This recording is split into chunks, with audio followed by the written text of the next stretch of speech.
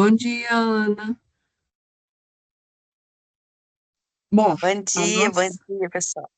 Bom a nossa dia. Bom dia, leitura Ana. hoje está em Mateus 7, do 24 ao 27. Mateus 7, do 24 ao 27. E depois eu já queria que vocês deixassem aí cada uma outra palavra. Pode ser a Ana deixar aberto também, além do Mateus 7, deixar um papelzinho, se tiver aí, em Gênesis 32, 24. A Nath, em Gênesis 3, 22 e 23, já deixa marcado aí também. E a Lise, em Jó 1, 12. 1:12, tá. 1, capítulo 1, verso 12. Então, repetindo, a nossa leitura hoje é Mateus 7, 24 até 27. Nós vamos ler nós quatro. Depois a Ana vai deixar aberto Gênesis 32, 24. A Nath, Gênesis 3, 22 e 23. E a Lise, Jó 1, e 12, 1, versículo 12. Podemos? Ana, você está ouvindo? Parece que você está paralisada aí. Tô ouvindo, já tava abrindo aqui. Ah, tá. É porque sua câmera está parada. Então, tá bom. Então, vamos lá. Vou começar aqui. Mateus 7, 24. Portanto, quem ouve estas minhas palavras e as pratica é como o homem prudente que construiu a sua casa sobre a rocha. E Caiu, Caiu a chuva, desceu a chuva, transbordaram os rios. Pode ler? sim, pode? Caiu a chuva, transbordaram os rios, sopraram os ventos e deram contra aquela casa, e ela não caiu, porque tinha seus alicerces na rocha. E aquele que ouve estas minhas palavras e as não cumpre, compará-lo-ei ao homem insensato, que edificou a sua casa sobre a areia. caiu a chuva, transbordaram os rios, sopraram os ventos e deram contra aquela casa, e ela caiu, e foi grande a sua queda. Amém. Bom, essa nossa passagem aqui hoje é uma passagem até conhecida, e o porquê de trazermos ela hoje é que ontem Deus me deu um sonho, de antes de ontem para ontem, que eu estava com uma pessoa e mostrava para ela uma grande rocha. E nesse sonho, eu descrevi aquela rocha para aquela pessoa, mas eu falava assim: olha, só que embaixo da terra ela é muito maior. É como se fosse aquela ideia do iceberg que a gente tem, que a gente vê uma pontinha, mas que na verdade 90% dele, igual a Alice trabalha com o inconsciente, né, tá embaixo. E eu conversava no sonho com essa pessoa, e aí acordei ontem. E aí passei o dia com o Senhor falando sobre a importância de nós realmente edificarmos a nossa vida, que a casa aqui fala da nossa vida, né? Sobre a rocha. E aí ontem o Senhor falou comigo que traria novas revelações agora pela manhã. Então eu dormi, acordei 20 para 5, levantei para orar, estou assim maravilhada com o que Deus trouxe de revelação, porque confesso que nunca tinha escutado. Bom, ele começa falando, o próprio Senhor Jesus ensinando: quem ouve as minhas palavras e as pratica. Então, a primeira coisa que o Senhor chama a nossa atenção é: não adianta lermos a Bíblia, não adianta irmos à igreja, ouvirmos mensagem, aprendermos, se não colocarmos em prática. Não adianta. É a mesma coisa que estudarmos, faculdade anos e anos, e nunca exercermos a profissão. Qual o valor? Qual a diferença de quem não conhece para quem conhece e não pratica? Eu vou te falar, praticamente nada. E aí o Senhor está nos chamando nesse dia, nessa semana, para colocarmos em prática os ensinamentos que Ele tem trazido. Por quê? Porque Ele fala que nós vamos viver momentos de luta. Não é se chover, não. É quando chover. Porque vai chover. Porque vai ter luta. Eu e Ana passamos aqui em Juiz de Fora dias terríveis, alguns dias atrás. A gente viu casas, a gente não está falando só de casas na periferia, no morro, não. A Ana sabe, casas enormes, imponentes, sendo arrastada pelas águas. Nós vimos coisas terríveis aqui, vocês acompanharam. Então, as lutas vão vir. E nesse capítulo aqui, Jesus está falando de 3 tipos de lutas específicas. 3 tipos de luta. Porque ele fala assim: caiu a chuva, transbordou os rios e sopraram os ventos. Nós, como servas de Deus, vamos viver 3 tipos de lutas bem específicas. Nós vamos viver a luta e a prova enviada por Deus, porque sim, Deus envia prova, Deus envia luta. Como assim, Raquel? Ele prova o nosso coração. Ele prova, ele deixa com que dificuldades venham para ele ver a nossa fé nele. Para ele ver se nós amamos ele só quando temos saúde ou se quando ele permite a doença. Para ver se só quando temos o dinheiro lá no banco ou como não temos como pagar uma conta e ela chegou. Ele quer ver a nossa dependência nele. Então, ele prova, sim, e nós vamos depois, nesses capítulos aí, ver esses 3 tipos de luta. Outro tipo de luta, então a chuva fala das lutas enviadas por Deus, do alto. Depois, as lutas dos rios que transbordam. Sabe o que fala esses rios? As lutas que a gente procura com a nossa mão. Nós procuramos coisas com a própria mão. Tem consequência que a gente colhe, que a gente que planta. Olha, e eu vou te falar, eu sou perita nisso, tá? Eu vivo procurando problema. Quando eu vejo, tomo decisão errada, faço escolha errada, tá eu com a luta para resolver. Então, os rios falam desse tipo de luta. Luta que a gente planta. Consequência que a gente colhe. De escolhas erradas, de atitudes erradas. E não tem jeito, vai colher. A gente é assim com os filhos. Às vezes a gente fala com o filho, não faz isso. Eu falo com a Duda, não faz isso. A Duda vai e faz. A Ana tem filha adolescente, ela sabe o que é isso. Aí daqui a pouco, mamãe, não deu certo, deu errado. Consequência, escolha. Então, os rios falam de lutas que nós, infelizmente, colhemos porque tomamos atitudes erradas. E o terceiro tipo de luta fala dos ventos, e sopraram os ventos. Aí são lutas espirituais que o próprio inimigo lança.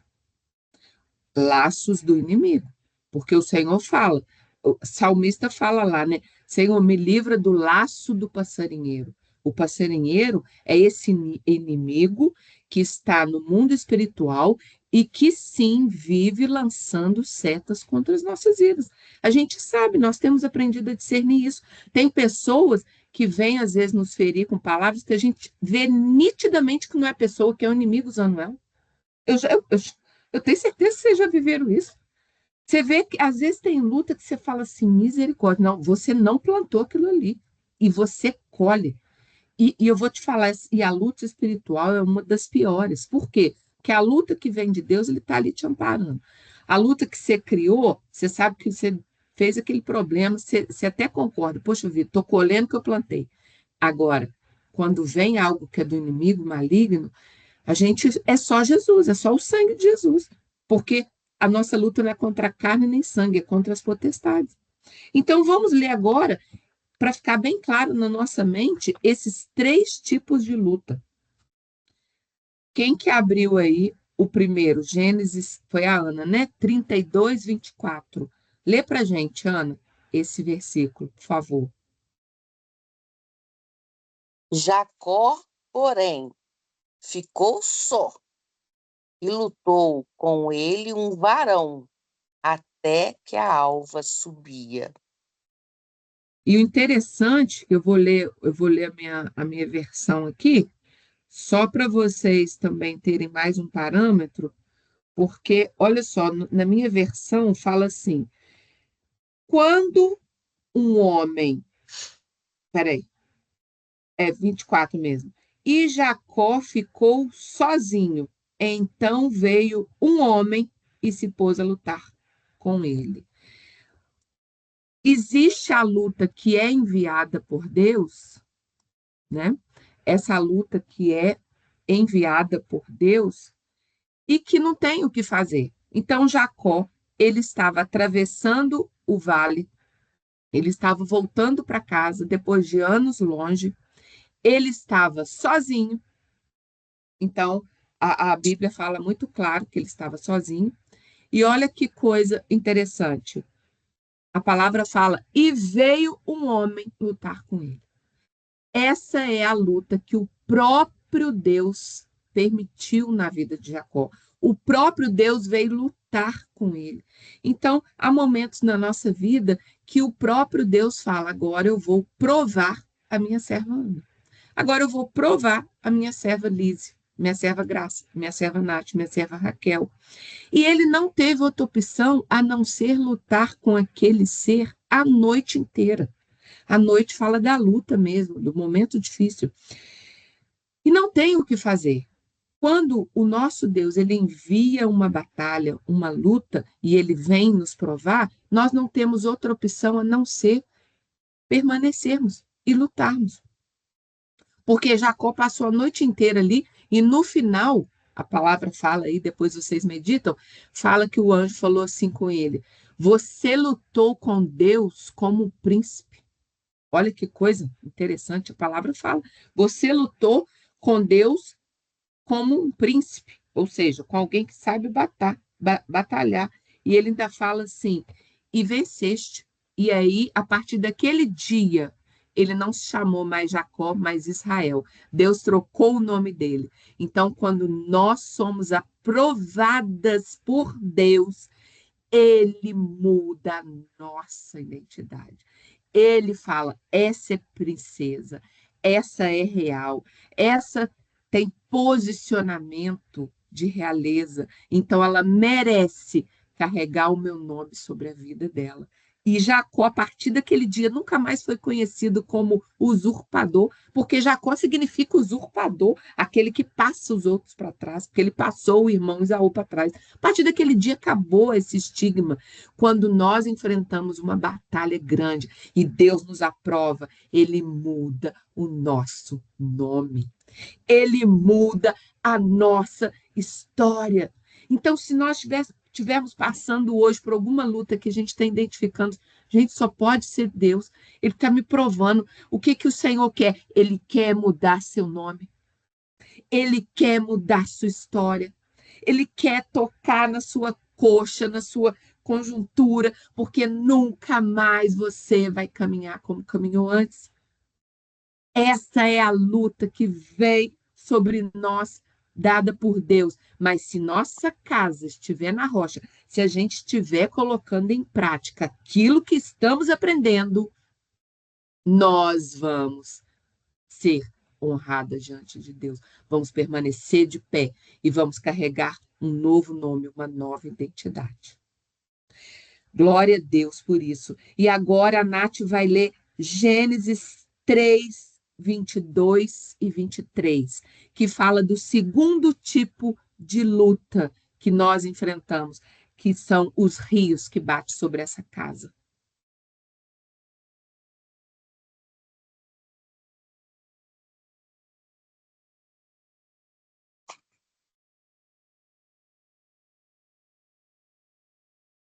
Achou, Nath? Gênesis 3, 22 e 23.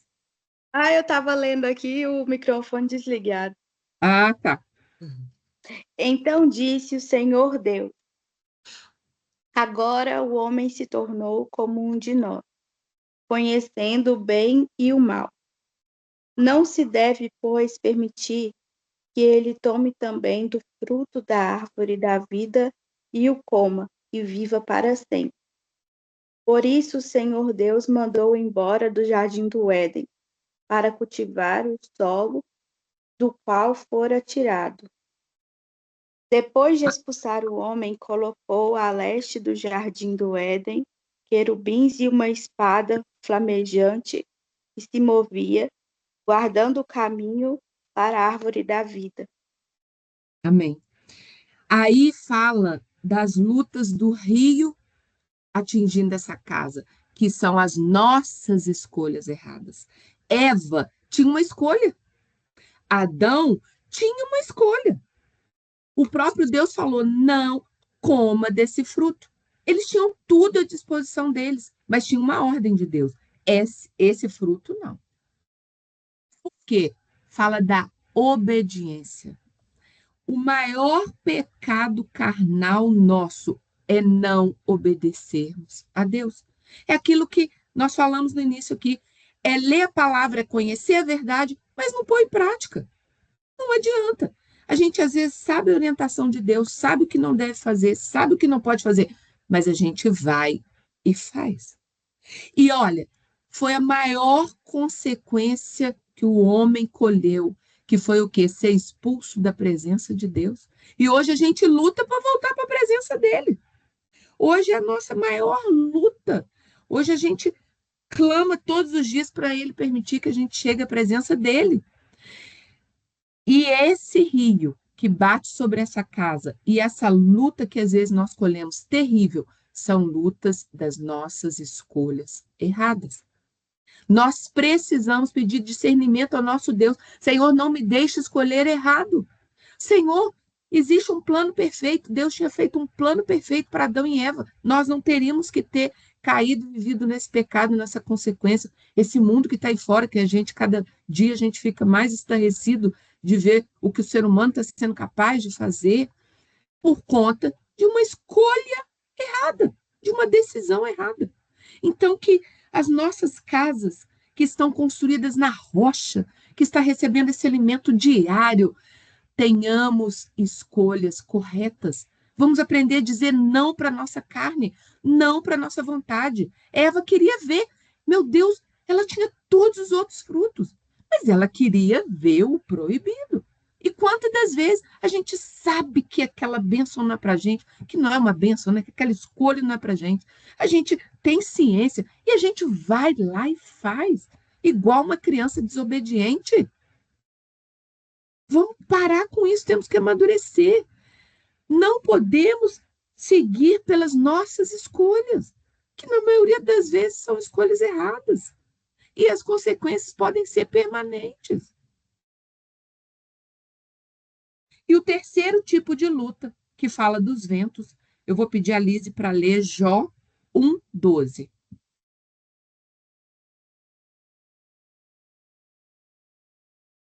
Dois.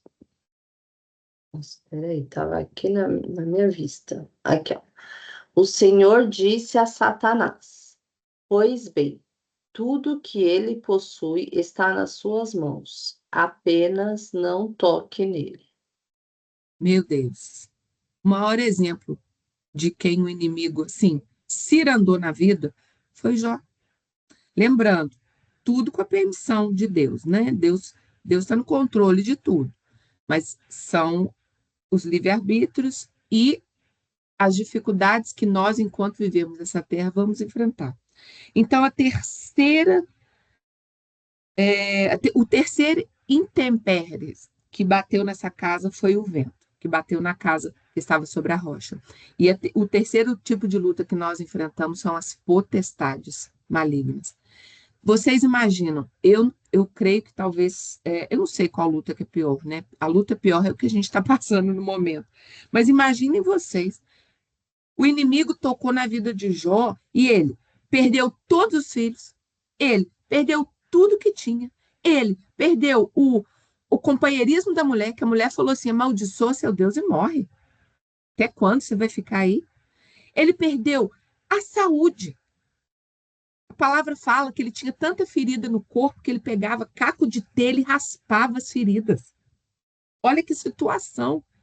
E ele ainda ouvia crítica dos amigos. Os amigos se falavam: você está nessa, você deve ter feito coisa errada. Gente, ele sofreu de todos os lados, porque o inimigo, ele tem ódio de nós, porque ele não tem uma segunda chance mais. Ele já está condenado à morte eterna, ao lago de fogo e enxofre. Mas a gente tem opção. Então, ele tem ódio de quem tem opção de salvação. E ele tem ódio de quem serve a Deus, porque quem serve a Deus está debaixo da proteção de Deus. Está debaixo da proteção do sangue de Jesus. Então, o terceiro intempérie que dá sobre essa casa, que dá sobre a nossa vida, e dá mesmo, são os ventos, são as potestades do mundo espiritual. E o interessante é que construir a casa na rocha dá trabalho. Eu li agora aqui na internet, eu não sabia, que na época de Jesus, não era essa facilidade de concreto, né? Vamos edificar aqui, pega um lote e coloca concreto, cimento, pedra, faz uma estrutura. Não. Para construir uma casa na rocha era difícil, porque eles tinham que cavar até encontrar uma rocha grande. Eles tinham que tirar terra, era muito sacrifício. Então, por que as pessoas preferiam, às vezes, construir na areia? Porque era chegar em algum lugar, independente se era fácil. Sobe ali alguma coisa, cobre. Mas ele mostra o seguinte, que uma vida fácil, ela está vulnerável. Uma vida sem estruturar em Jesus está vulnerável, está fácil de ser derrubada. Quando vier a luta que Deus permitir, quando vier a luta que a gente escolher as escolhas erradas, e quando vier a luta que o inimigo lança sobre nós. Então, o nosso desafio, e o nosso Deus está nos chamando a atenção para falar o seguinte: construa sobre Jesus.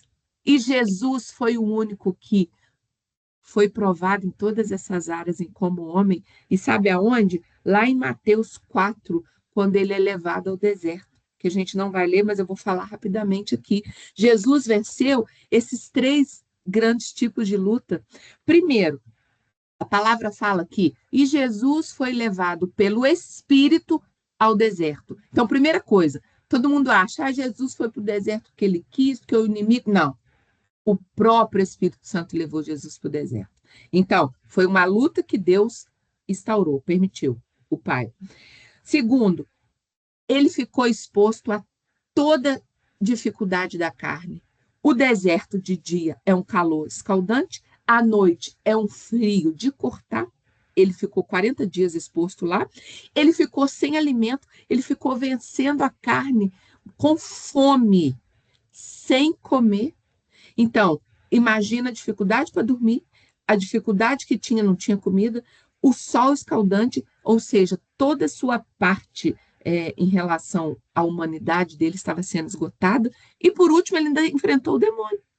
O inimigo ainda foi lá acusar ele, oferecer a ele as coisas materiais, oferecer o alimento. O inimigo ainda foi lá oferecer aquilo que ele mais precisava. Ele estava precisando de alimento, ele estava precisando de ser reconhecido como Deus, porque ele estava lá, meu Deus, eu sou Deus, mas eu estou vivendo isso. Olha o conflito, Jesus estava ali, mas ele sabia quem ele era. Sabe o que nos faz vencer as lutas? A nossa identidade em Cristo. A nossa identidade em Jesus.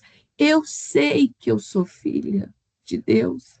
Eu sei que essa luta que eu estou passando, seja ela que eu procurei, que foram os rios, seja ela uma luta que o inimigo lançou, os ventos, ou seja ela uma luta que o próprio Deus permitiu, não importa. O que importa é que minha casa está na rocha. O que importa é que Jesus é o meu alicerce. O que importa é que eu tenho uma identidade. Eu sou filha, eu sou princesa, eu sou amada do Pai. E vai passar, porque o capítulo de Jesus, quando ele vence o inimigo e venceu todas as lutas, fala o seguinte: e os anjos vieram, o adoraram e o serviram. Nós vamos ser servidas pelo Senhor, vamos ter o reconhecimento de termos vencido essa luta, seja ela qual for, mas a nossa casa, ela precisa estar estruturada na rocha.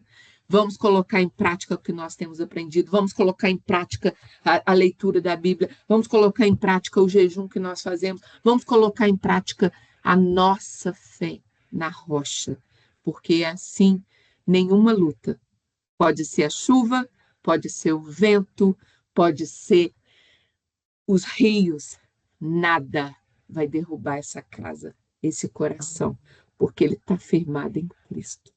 Louvado seja o nome do nosso Deus. Glória a Deus. E eu quero ouvir vocês, aquilo que o coração está ardendo, para contribuir com tudo isso que o nosso Espírito Santo trouxe para a gente nessa manhã e nessa semana. Todos nós temos as nossas batalhas. Elas vêm, elas vão e outras virão. A maneira como você recebe essa luta, aí, a partir daí já é diferente. Você recebe com revolta, você recebe com desaforo,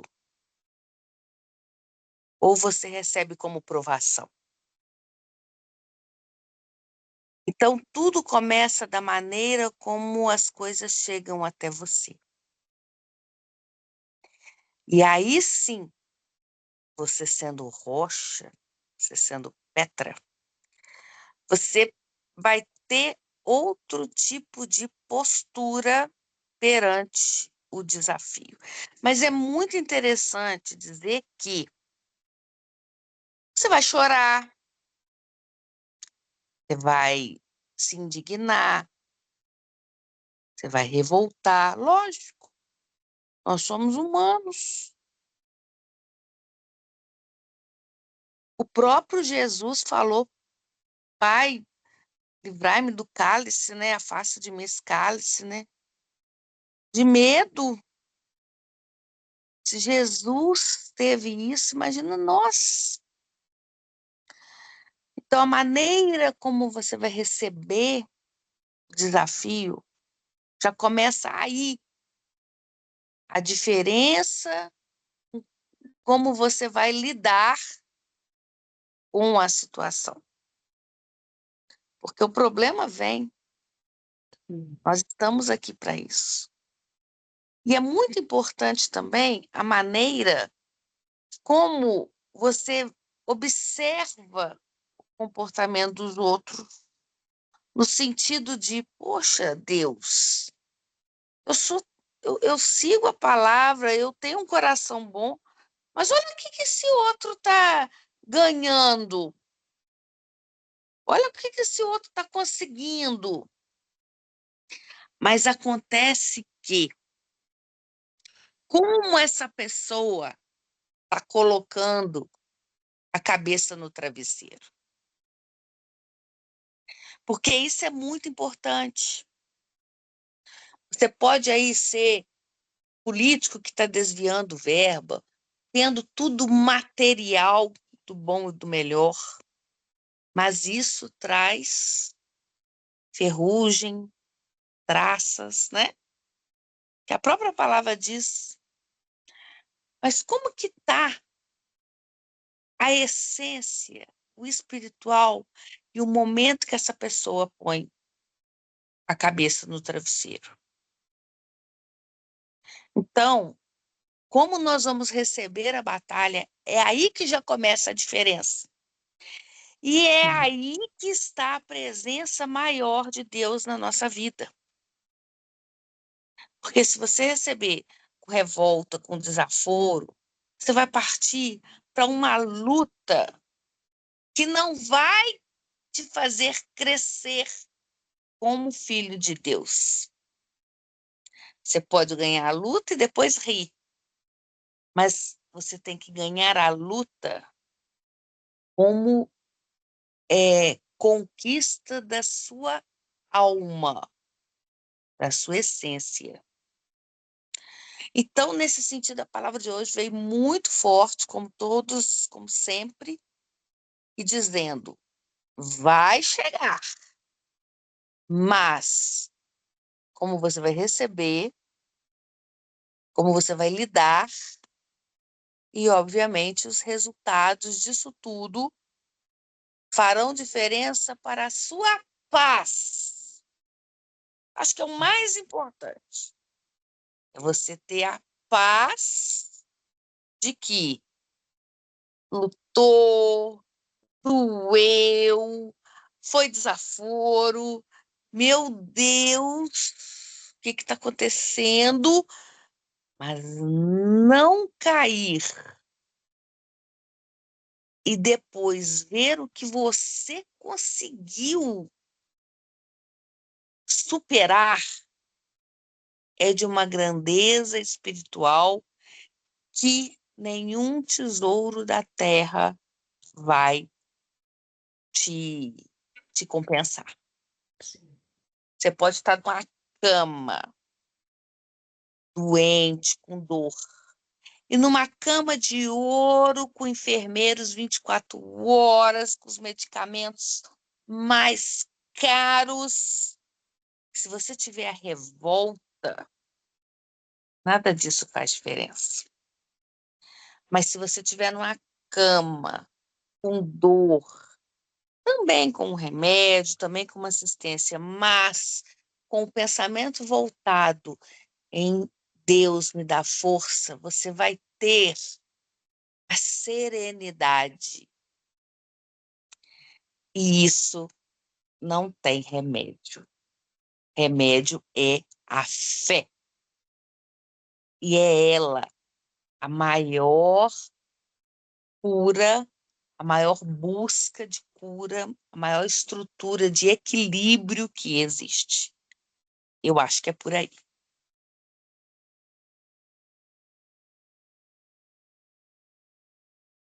Mas alguém quer trazer alguma coisa? Ah, eu concordo com isso que a Ana trouxe. Para mim faz muito sentido, né? Acho que o principal é a gente sentir essa paz, né? Não importa o que esteja acontecendo.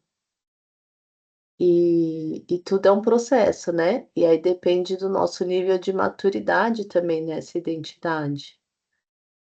Né? A gente já tem a consciência de que isso, se isso está acontecendo, é porque Deus está permitindo e porque faz parte de um processo, né? Então, para mim é muito assim, sabe? Mas isso vai vindo com a maturidade. Não estou ainda onde a gente acredita que poderia estar, né, na maturidade, mas para mim é muito nítido isso, sabe? A minha maturidade de hoje, a do ano passado, do ano anterior ainda, como que a gente vai ficando madura mesmo, nessa paz, né? Então, esse é o meu desejo, que todo mundo alcance essa paz, né? Que a vida continua, né? Os problemas continuam.